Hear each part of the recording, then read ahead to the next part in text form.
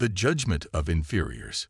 Captain Elena Rodriguez stood before the massive crystal dome of the Galactic Tribunal, her hands clasped behind her back as she faced the assembled judges.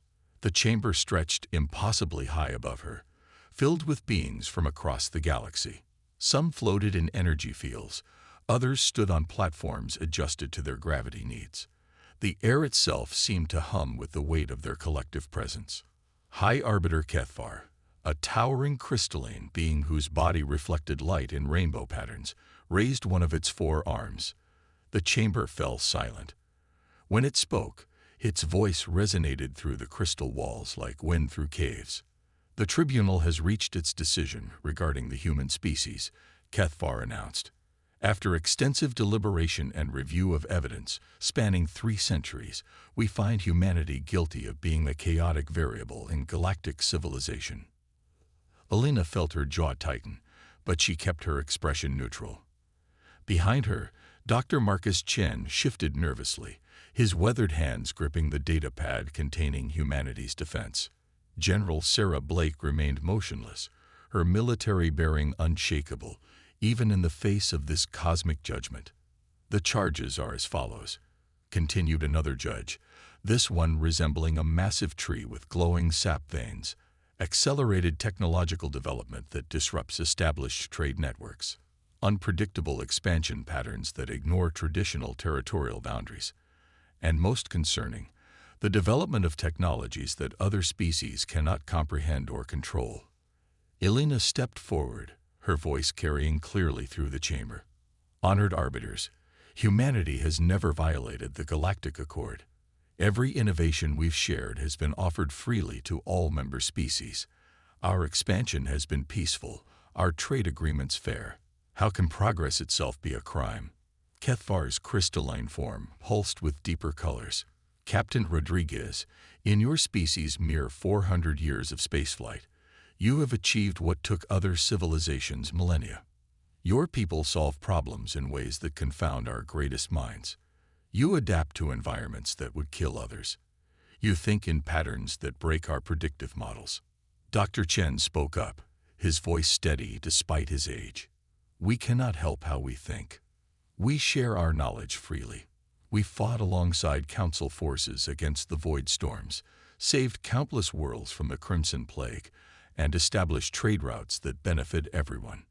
Indeed, said a third judge, a being of pure energy contained within a spherical field.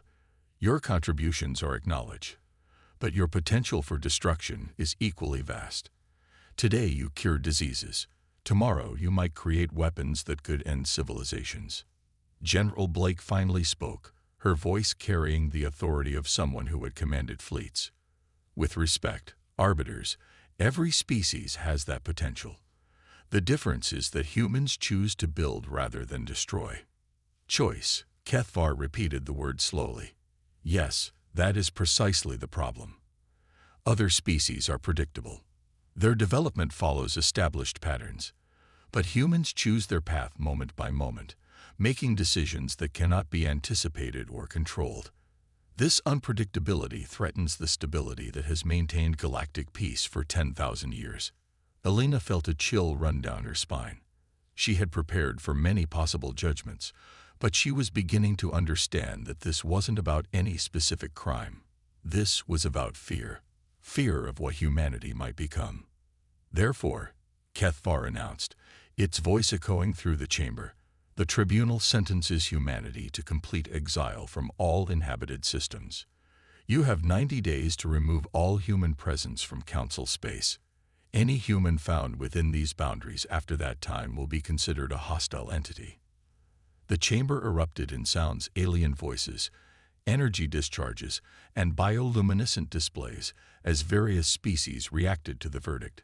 Some seemed pleased, others uncomfortable, but none spoke in humanity's defense.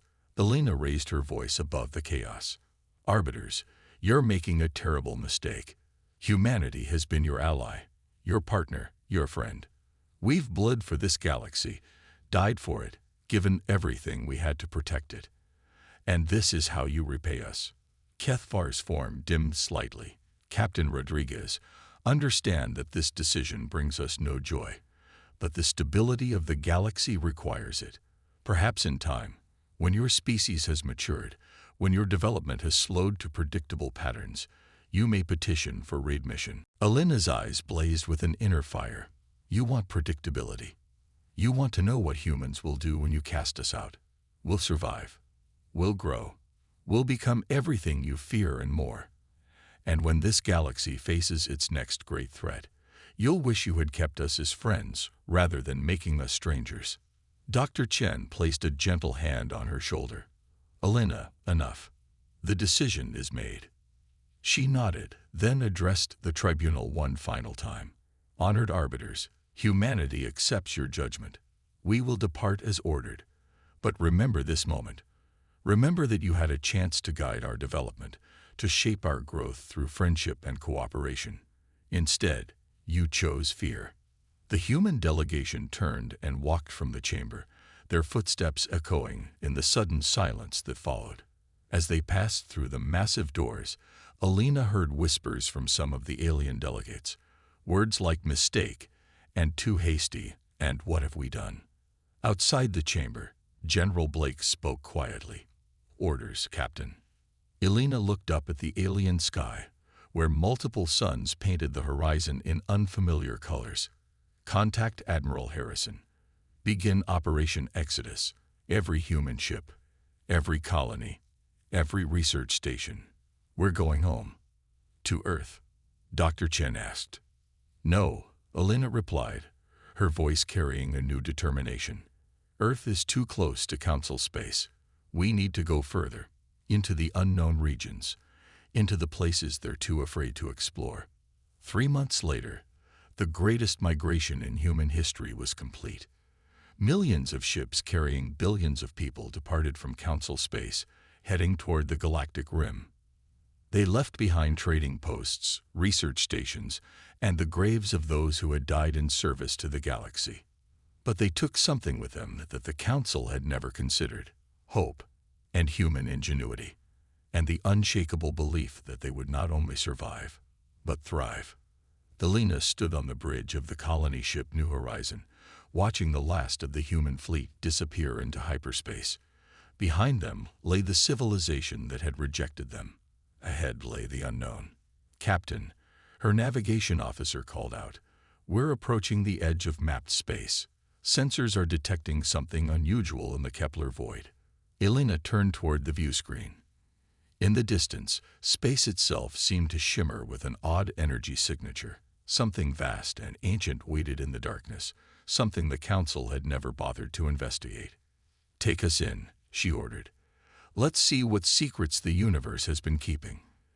As the New Horizon entered the void, its sensors began detecting artificial structures on a scale that defied comprehension.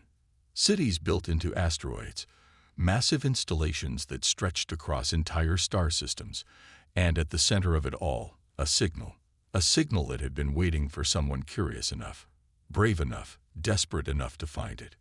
Dr. Chen studied the readings, his eyes wide with wonder. Alina, these readings, this technology is millions of years ahead of anything the Council has. It's like whoever built this was playing by completely different rules of physics. Alina smiled for the first time since the trial. Then it's a good thing we're not bound by the Council's rules anymore. The signal grew stronger as they approached the central structure, and Alina realized that their exile wasn't an ending. It was a beginning. Humanity had been cast out of one galaxy, but they had found something far greater in the darkness. They had found their future. Behind them, the Council space grew smaller and smaller until it was just another cluster of stars in the vast night. Ahead lay infinite possibilities, ancient mysteries, and the chance to become something the galaxy had never seen before.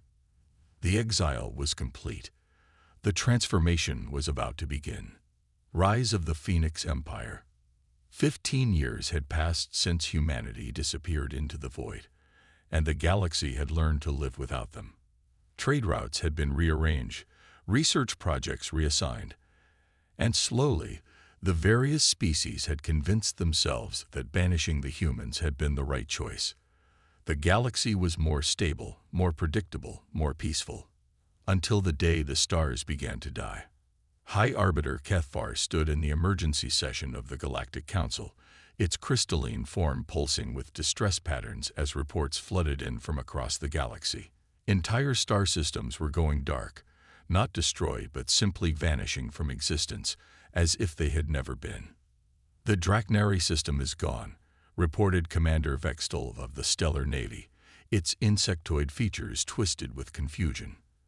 "Our deep space monitors show nothing but empty space where 17 planets once orbited." "The same with the Helix Nebula colonies," added Ambassador Perlta, her aquatic form rippling with anxiety.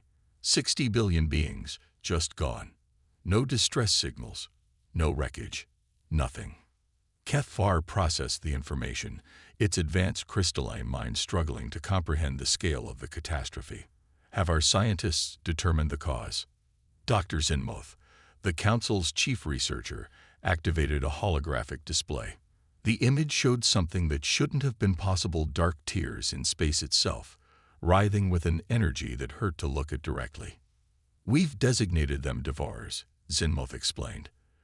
"They appear to exist partially in our dimension and partially in others. They consume not just matter and energy, but space-time itself.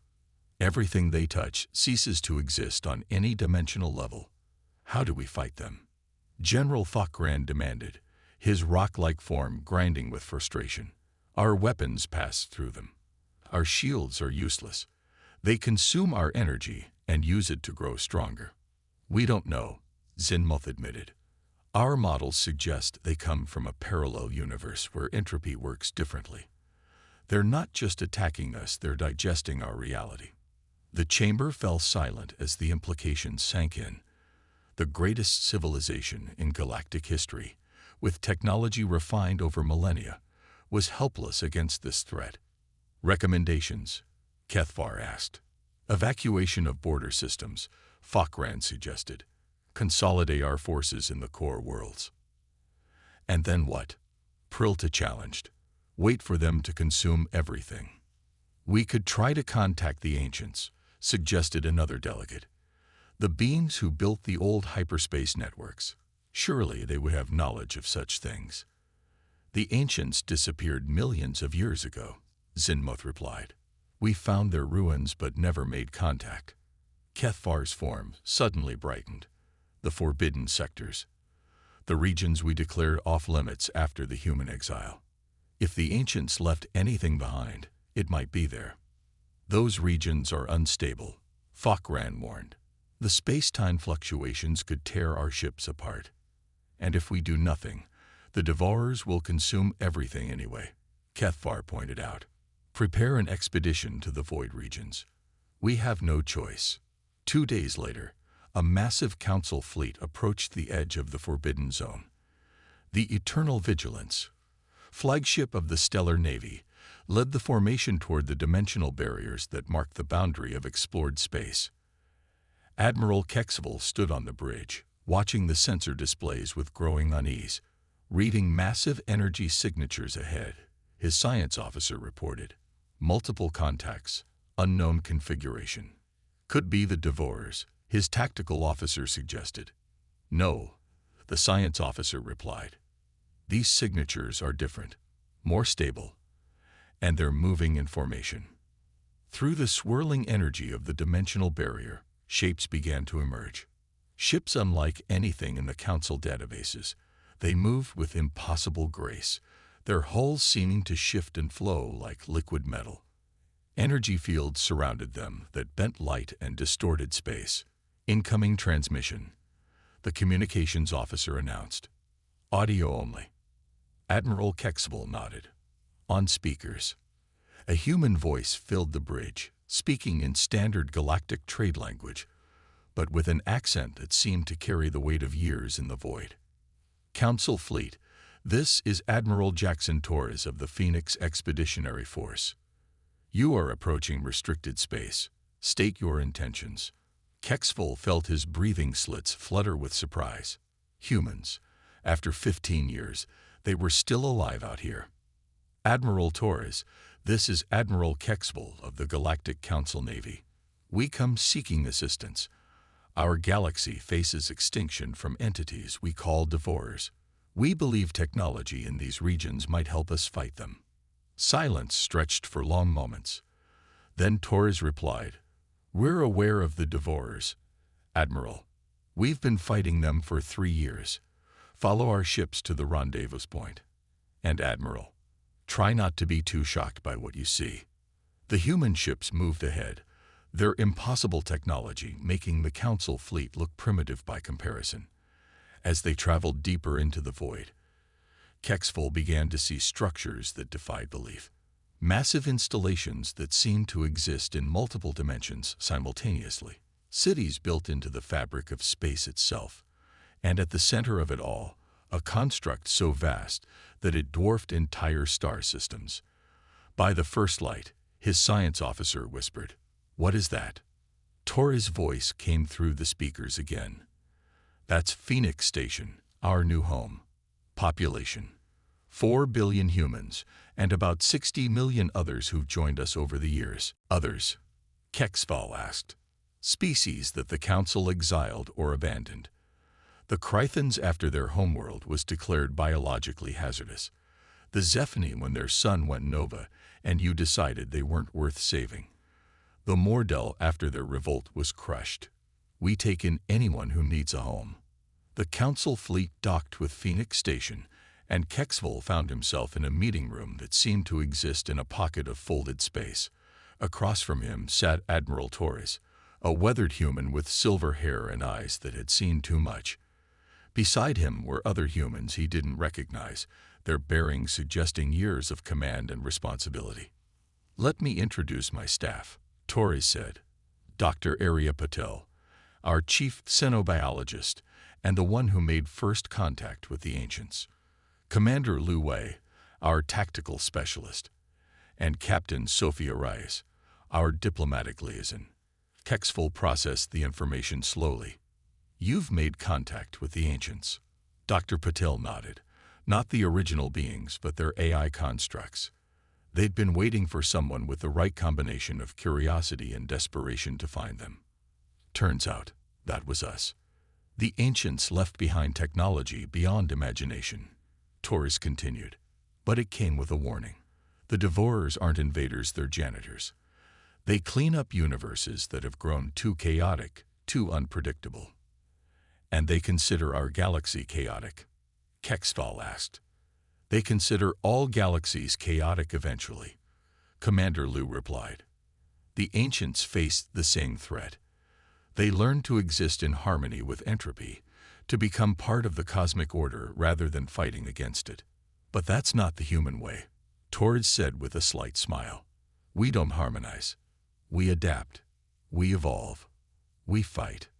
Dr. Patil activated a holographic display showing the devourer incursions. "We've developed weapons that can damage them, ships that can survive their attacks. But most importantly, we've learned their patterns. They're not unstoppable, they're just operating by different rules." "What do you need from us?" Kexville asked. "Nothing," Torres replied. "We've been handling the devourers just fine. But you need something from us. You need someone to protect a galaxy that threw them away." The truth of it hit Kexville like a physical blow. The Council had come seeking help from the species they had exiled, the people they had deemed too dangerous to coexist with. "Name your terms," he said quietly. Torres leaned back in his chair. "Complete restructuring of the Galactic Council, equal representation for all species, including those you've marginalized. An end to the policy of technological restriction, and a formal apology to every species you've exiled or abandoned." "And if we refuse?" Kexville asked.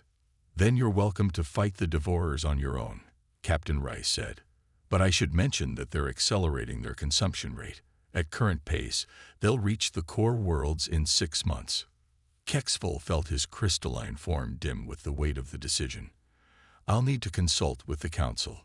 "Of course," Torres said. "But while you're debating, we'll keep fighting. Because despite everything the Council did to us, this is still our galaxy too." The next 3 months saw the most intense negotiations in galactic history. Species that had been silent for millennia found their voices. Old grievances were aired, ancient wrongs acknowledged. The Galactic Council was dissolved and reformed as the Galactic Federation, with humanity taking its place as one of the founding members. But the real test came when the Devourers launched their final assault. Thousands of the reality-consuming entities emerged from dimensional rifts, targeting the core worlds of the old Council. The combined fleets of the new Federation faced them in the largest battle in galactic history. Admiral Torres stood on the bridge of the Phoenix Ascendant, flagship of the human fleet.